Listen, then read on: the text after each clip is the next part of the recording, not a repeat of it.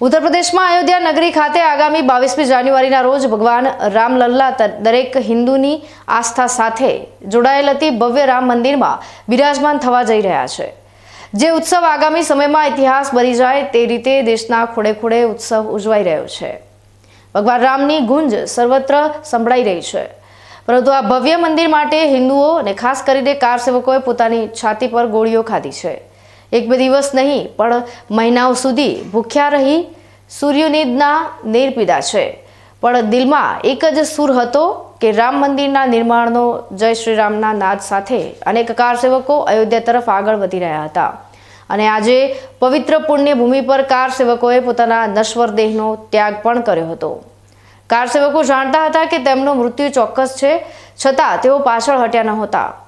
વર્ષ 1990 બાદ જ્યારે દેશભરમાંથી હાકલ પડી હતી કે અયોધ્યા જવાનું છે, એ સમયે બનાસકાંઠા જિલ્લાના સરહદી ધાનેરા તાલુકામાંથી અંદાજિત 100 કાર સેવકો ટ્રેનના માધ્યમથી અયોધ્યા તરફ જવા રવાના થયા હતા। એ સમયે કેવો હતો જુનૂન, કેવું હતું એ તમામ બાબતોને પ્રત્યક્ષ અનુભવ કરનાર કાર સેવક પનાભાઈ પ્રજાપતિ સાથે ખાસ મુલાકાત લઈ એ દિવસોને યાદ કર્યા છે। ધાનેરા શહેરમાંથી સૌથી વધારે કાર સેવામાં દિવસ વિતાવનાર પનાભાઈ પ્રજાપતિ હતા। દેશભરમાંથી આવતા કાર સેવકોને ટ્રેન, બસ કે અન્ય રીતે આવતા તેઓને આગ્રા ખાતે અટકાયત કરી એક સ્ટેડિયમ ખાતે નજરકેદ રાખવામાં આવ્યા હતા। જોકે નજર ચૂકવી હૃદયમાં ભગવાન રામનું સ્મરણ કરી પનાભાઈ પ્રજાપતિ સાથે 4 કાર સેવકો સ્ટેડિયમની કમ્પાઉન્ડ વોલ કૂદી નીકળી ગયા હતા। ત્યારબાદ તેઓએ મથુરા ખાતે રોકાણ કર્યું હતું। ચારે બાજુ પોલીસનો પહેરો હતો, માત્ર રામનું કે હનુમાનનું નામ કોઈ લે તો પોલીસ તેના પર તૂટી પડતી હતી। આવા વિકટ સમયમાં કાર સેવકો ગોંડા ખાતે આગળ વધ્યા હતા અને ત્યારબાદ સ્થાનિક લોકોની મદદથી ચાલતા અંદાજિત 30 કિલોમીટરનું અંતર કાપી અયોધ્યા નગરની સરયુ નદી કિનારે પહોંચ્યા હતા। અને ત્યાં એક તરફ પોલીસ અને ભારતીય ફોજ હતી, જ્યાં બીજી તરફ નદીના પુલ પર કાર સેવકો હતા। કાર સેવકો આગળ વધે તો બીજી તરફથી ટીયર ગેસના ગોળા, બંદૂકની ગોળી અને લાઠીચાર્જ કરવામાં આવતો હતો। આમ સતત મહિના સુધી મોતનો સામનો કરી સાથે સાથે ભૂખ્યા તરસા રહીને દિવસો વિતાવ્યા હતા। કોઈક વાર જમવાનું મળે ને કોઈક વાર ના પણ મળે। આ રીતે પનાભાઈ પ્રજાપતિ સહિતના કાર સેવકોએ 45 દિવસ સુધી ઘરથી દૂર રહી ઉત્સાહ સાથે અયોધ્યા નગરીમાં જીવનના યાદગાર દિવસો વિતાવ્યા હતા। જ્યારે આજે એ ઘડી નજીક આવી રહી છે, તેને લઈ કાર સેવકના આનંદનો પાર નથી। ખુશીના આંસુ સાથે ભાવુક બાબતો પનાભાઈએ વર્ણન કરી છે। જય શ્રી રામ।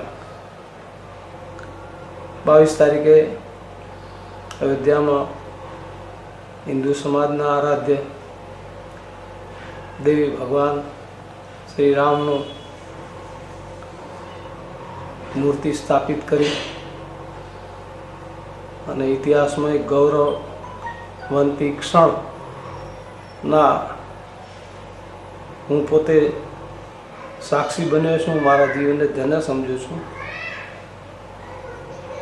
30મી ઓક્ટોબર 1990માં અમે બધા કાર સેવા માટે પણ ગયા હતા। મુલાયમની સરકારે ટ્રેનમાંથી ઉતરતા જ બધાને આગ્રાની જેલમાં સ્ટેડિયમમાં બધાને બંધ કરી દીધા હતા।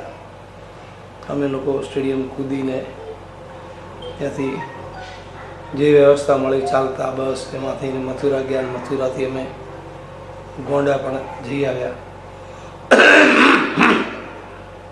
જે ગોંડા જિલ્લો નાનાજી દેશમુખે દત્તક લીધો હતો ત્યાં અમારું રાત્રિ રોકાણ થયું અને અમે ત્યાંથી પછી વ્યવસ્થા કરીને અમને સરયુ પુલ સુધી ખેતરોના કાચા માર્ગે અમને સ્થાનિક લોકોએ મદદ કરીને અમને ત્યાં પહોંચાડી દીધા। અમારે અયોધ્યાને અમારી વચ્ચે સરયુ પુલના કારણે અમે સરયુ પાર કરી ન શક્યા, પણ સરયુ કિનારે અમે અમારાથી થાય રામ જન્મભૂમિ માટે ભારે જહેમત જગાવી। અમારી ટીમમાંથી પણ ગોળીબારમાં પઠાણકોટનો એક કાર્યકર્તા શહીદ થઈ ગયો હતો। બાકીના પણ 2-3 કાર્યકર્તાઓને ગોળીઓ વાગી હતી અને ધાનેરામાંથી શહેરમાંથી સૌથી વધારે સમય મને અયોધ્યામાં રહેવાનું થયું। હું 45 દિવસે ઘરે આવ્યો હતો। એ વખતની મુલાયમસિંહની સરકારનો આતંક યથાવત હતો તો બીજી તરફ દેશભરમાંથી એક જ સૂત્ર સંભળાઈ રહ્યું હતું। રામ મંદિર વહી બનાએંગે ને આખરે વર્ષ 1992માં જે બાબરી મસ્જિદનો ઢાંચો હતો તે કાર સેવકોએ જમીનદોસ્ત કરી રાતોરાત ઈંટોથી ભગવાનનું રામનું નાનું મંદિર બનાવ્યું હતું। તે સમયે પણ ધાનેરાના કાર સેવકો સાથે પનાભાઈ પ્રજાપતિ હાજર હતા અને ઈંટો મૂકવાનું સૌભાગ્ય તેમને પ્રાપ્ત થયું હતું। પણ હું અને મારી સાથે 4 લોકો, હું અને રાવતાભાઈ જડિયા, કચરાભાઈ વક્તાપુરા અને પાતાભાઈ વાછોલ, 4 લોકો અમે એન કેન પ્રકારે બસમાં આડાવાળા થઈને ત્યાં પહોંચી ગયા। ગોંડા રોકણા, પછી ગોંડાથી ત્યાં લોકો અમને વ્યવસ્થા કરી અને અમે બહુ મુસીબત ભર્યા સમય હતો અને ક્યારે શું બની જાય એનું પણ કોઈ નક્કી હતું નહીં, પણ અમારા મનોબળ નક્કી હતા કદાચ રામ ભગવાન માટે મૃત્યુ પણ આવી જાય તો અમને કોઈ એના માટે ભય હતો નહીં।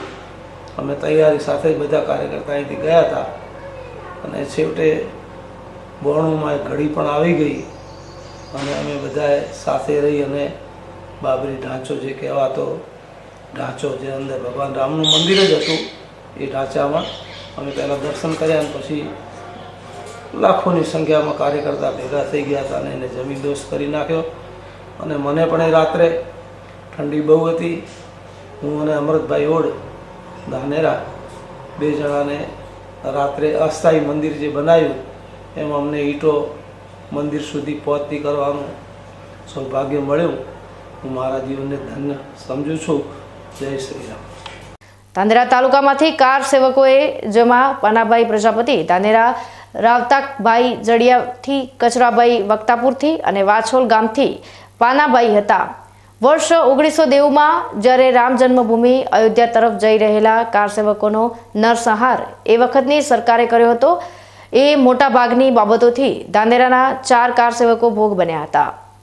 પોતાના ઘર વતનથી 45 દિવસ દૂર રહેતા પરિવારોએ માન્યું હતું કે તેઓનું મૃત્યુ થઈ ગયું છે, પણ આજે રામ ભગતો પરત ઘરે આવ્યા હતા। તે ક્ષણ આજે પણ તેમને અને તેમના પરિવારોને યાદ છે।